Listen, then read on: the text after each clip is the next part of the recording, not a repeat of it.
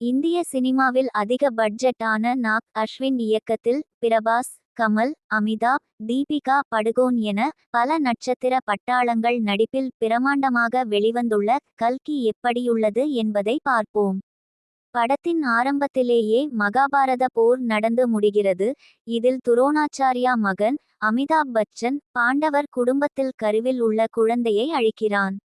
இதனால் கோபமான கிருஷ்ணன், உனக்கு மரணமே இல்லை, உடல் முழுவதும் இரத்தம் வழிந்து நான் கலியுகத்தில் ஒரு தாயின் வயிற்றில் இருக்கும்போது என்னை நீ காப்பாற்ற வேண்டும், அப்போது தான் உன் சாபம் தீரும் என்கிறார். 6000 வருடங்கள் ஓடி 800 வருடமாக உயிரோடு இருக்கும் யாஷ்கின் கமல் உலகின் கடைசி நகரமான காசியில் மக்களை அடிமைப்படுத்தி ஒரு ஊரை உருவாக்கி வைத்துள்ளார். அந்த ஊரில் ஒரு பவுண்டி ஹண்டராக பிரபாஸ் வர 1 மில்லியன் யூனிட் இருந்தால் கமல் இருக்கும் காம்ப்ளெக்ஸ்க்குள் வரலாம் என்று ஒரு விதி. இதற்காக பிரபாசும் போராட, அதே நேரத்தில் கமல் பல பெண்களின் கருவில் இருந்து ஒரு சீரோம் எடுக்க முயற்சிக்கிறார்.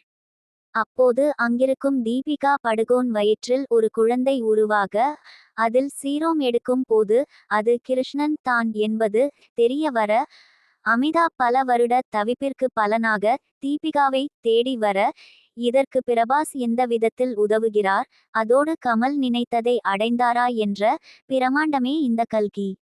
மகாபாரம் என்ற ஒரு மத்தோலஜி களத்தை கையில் எடுத்துக்கொண்டு அதற்கு ஒரு சீக்குவல் இருந்தால் எப்படியிருக்கும் என்ற அசுர கண்ணோட்டத்துடன் நாக் அஸ்வின் இன்றைய காலகட்ட டெக்னாலஜி பொருத்தி இதை கையாண்டதற்காகவே பெரும் பூங்கொத்து கொடுக்கலாம்.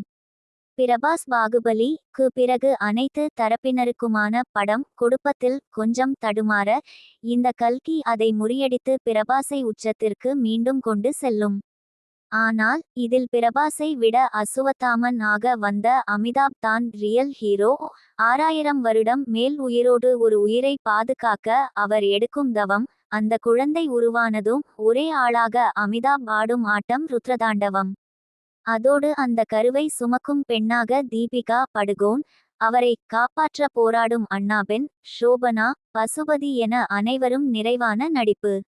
படத்தின் முதல் பாதி கொஞ்சம் பொறுமையை சோதிப்பதை தவிர்க்க முடியவில்லை.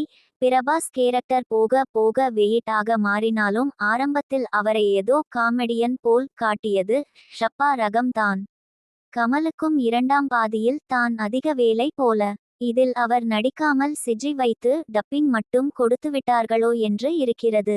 ஒளிப்பதிவு டாப் கிளாஸ். சந்தோஷ் நாராயணன் இசையில் பாடல்கள் பெரிதாக இல்லை என்றாலும் பின்னணி இசை சூப்பர். படத்தின் முதல் பாதி பொறுமையை சோதிக்கும் காட்சிகள். மொத்தத்தில் இந்த கல்கி அடுத்த அவதாரத்தை காண இப்போதே எதிர்பார்ப்பை அமைத்து கொடுத்துவிட்டனர். இந்த வீடியோவை பார்த்ததற்கு நன்றி. வீடியோ பிடித்திருந்தால் சேனலை சப்ஸ்கிரைப் செய்யவும்.